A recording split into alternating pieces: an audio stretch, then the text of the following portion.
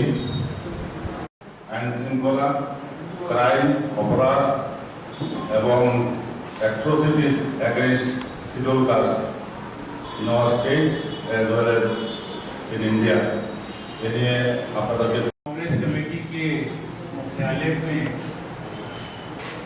तमाम जो मेरे प्रेस के साथी हैं, खास तौर पे अगर मैं बात करूं SC, ST, OBC और माइनॉरिटी की, और उसमें विशेषकर बात करूं दलितों की, तो पूरी तरीके से भारतीय जनता पार्टी कानून व्यवस्था बनाने में विफल रही है। जो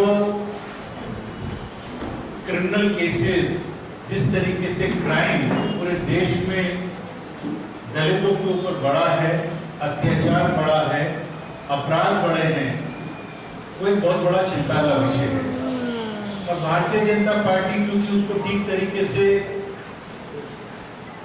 हैंडल नहीं कर पा रही, मैं अगर ये कहूं कि भारतीय जनता पार्टी जो RSS की विचारधारा पर चलती है, जहां पर उनके सिद्धांतों के हिसाब से, उनकी विचारधारा के हिसाब से अगर हम बात करें तो दलितों के ऊपर अत्याचार उनकी नजर में जायज है, तो इसमें कोई अतिशयोक्ति नहीं होती। और मैं सीधे तौर पे आरोप लगाना चाहता हूं कि भारतीय जनता पार्टी दलित विरोधी है। इनकी नीति और नियत हमेशा सदियों से रही है कि दलितों के ऊपर अत्याचार अगर कहीं पर हो रहा है तो उसके ऊपर इनकी कान पर जू नहीं रहती। भारतीय जनता पार्टी ने जो त्रिपुरा के अंदर सरकार बनाई, उसमें इन्होंने लोगों से वायदे किए थे, एक अपना विजन डॉक्यूमेंट तैयार किया था। भारतीय जनता पार्टी ने 26 पेज का एक लंबा विजन डॉक्यूमेंट लोगों के सामने रखा था, और उस 26 पेज के लंबे विजन डॉक्यूमेंट के अंदर 300 पॉइंट्स इन्होंने लोगों से वायदा किया था। 300 वायदे किए थे, जिसको अगर मैं ये कहूं कि साफ तौर पर उन वायदों की उन्होंने लोगों के साथ में जो विश्वास जीता था, वायदा करके लोगों के साथ में विश्वासघात किया है। और आज जो त्रिपुरा के लोग हैं, और खास तौर पे दलित समाज के लोग, जो SC समाज के लोग हैं, तो इस सवाल उठाते हैं कि भारतीय जनता पार्टी ने जो 300 वायदे किए थे वो तो पूरे नहीं किए, लेकिन उन्होंने अपने घोषणा पत्र में 300 पॉइंट्स में से, 300 वायदों में से मात्र 2 पॉइंट्स SC, ST और OBC के लिए उन्होंने उसके अंदर उसके बारे में चर्चा की थी। इससे साफ जाहिर होता है कि भारतीय जनता पार्टी दलित विरोधी तो है, उसके साथ साथ में SC, ST, OBC, माइनॉरिटी के भी ये लोग खिलाफ हैं।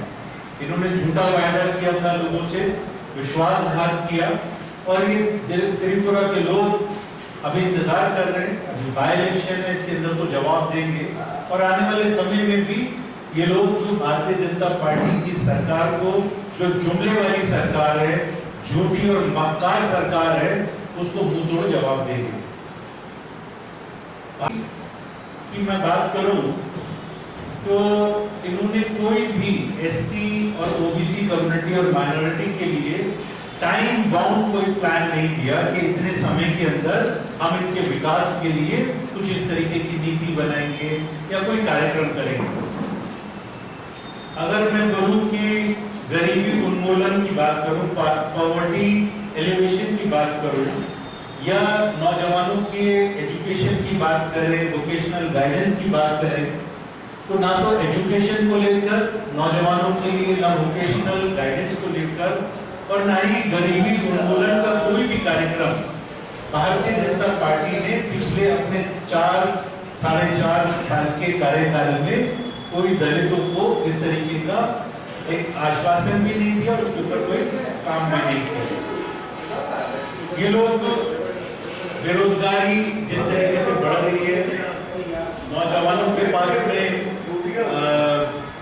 रोजगार नहीं, तो उसके लिए उनका ध्यान बांटने का ही लोग काम करते हैं। जैसे भारतीय जनता पार्टी की साफ तौर पे एक क्या नीति रहती है कि धर्म की राजनीति करो, नौजवानों का ध्यान उससे जो उनकी मूलभूत समस्याएं हैं, जो उनकी जरूरतें हैं, चाहे वो रोजगार को लेकर हो, उनकी एजुकेशन को लेकर हो, उससे ध्यान भटकाने के लिए ये लोग धर्म की राजनीति करके उनका ध्यान उस तरफ से बटाते हैं।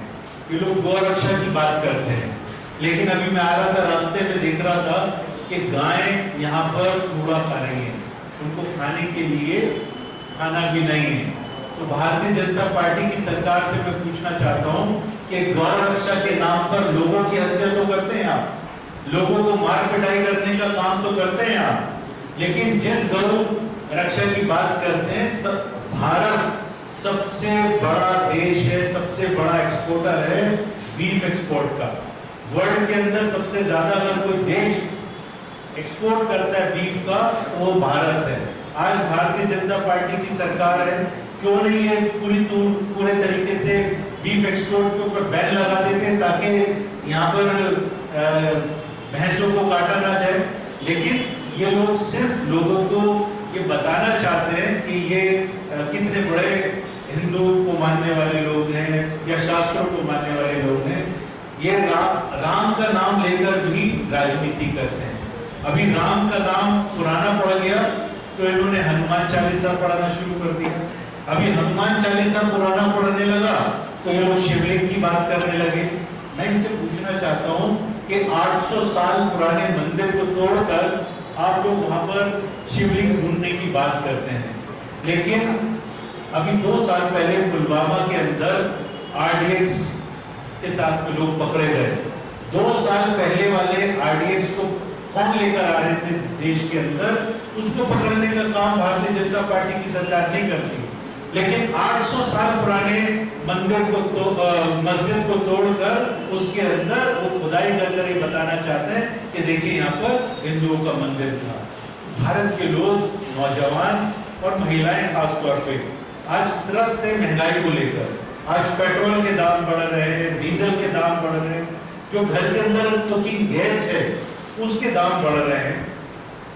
आज महिलाओं के ऊपर अत्याचार हो रहा है, दलितों को पकड़ पकड़ के पीटा जा रहा है, मुसलमानों को पीटा जा रहा है। देश के अंदर जो भाईचारे का संदेश मजबूती के साथ में पूरे विश्व के अंदर भारत के लोग दिया करते थे, आज वो भारत की संस्कृति कमजोर पड़ रही है।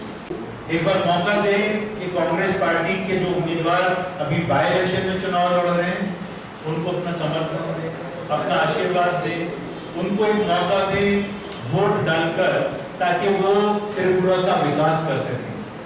त्रिपुरा के अंदर SC ST OBC के डेवलपमेंट के लिए कोई प्लान बना सके। जैसा हमारा अभी मेरा PCC प्रेसिडेंट के साथ में और हमारे जो हम बहुत ही सीनियर हमारे लीडर हैं गोपाल चंद्र जी, उनके साथ में बैठकर, और यहाँ पर हमारे भाई प्रशांत जी बैठे हैं, इनके साथ में बैठ के अभी हमारा डिस्कशन हुआ। और डिस्कशन के अंदर हमने ये निचोड़ निकाला कि कांग्रेस पार्टी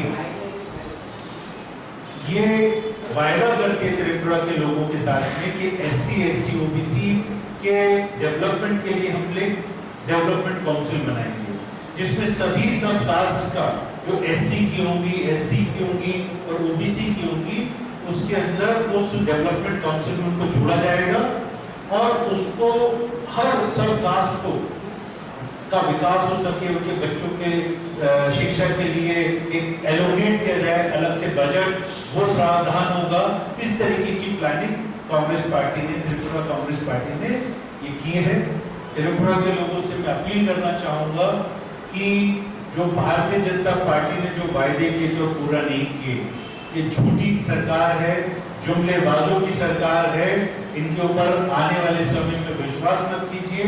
कांग्रेस पार्टी हमेशा विकास के काम करती रही है, लोगों को, सभी धर्मों को जोड़कर आगे बढ़ने का काम करती रही है। कांग्रेस पार्टी का साथ दें। Crime and atrocities against scheduled caste, दलित का ऊपर जो अत्याचार चल रहा है, My friend, you know, in the regime of UPA government, Mandal Commission was constituted by the then Prime Minister Dr. Manmohan Singh and UPA chairperson Madam Sonia Gandhi. But this government, in their document, vision document, out of 299 points of promise, they have only two, as in two para was for the scheduled caste, scheduled tribe and OBC people का लिए था.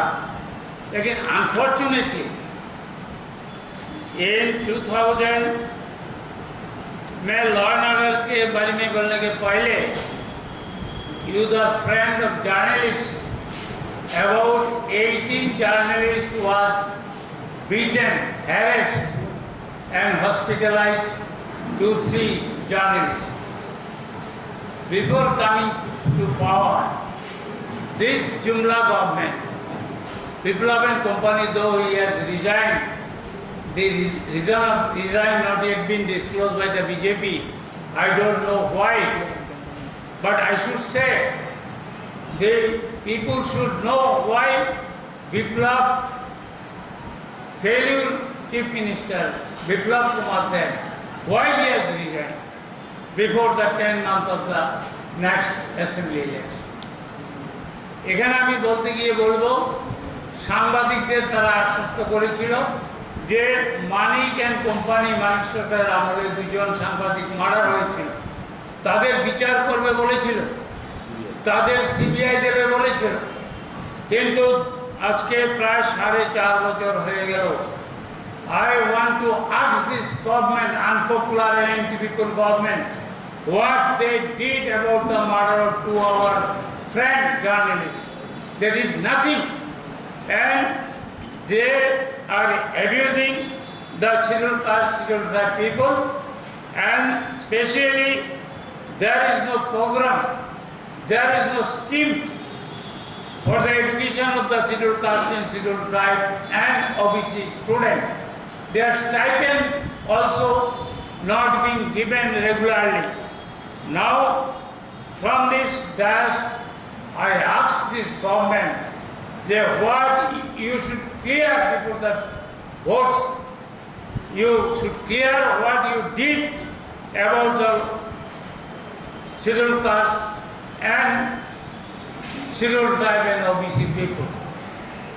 Lastly, last not the least, I should request the Tripura people, especially for by-election, जो हमारा God है public Ganadevata, we used to say গণদেবতাদের আমরা বলবো যে এই totally failed government about law and order, crime, atrocities to the scheduled caste and OBC and scheduled tribe communities, they should, the new chief minister and all the dignitaries of the BJP should speak and should answer before the people why scheduled caste, scheduled tribe and OBC people being harassed. Already my friend Rajesh ji already. Subscribe to Tripura Info and press the bell icon so that you never miss any latest updates and news on Tripura.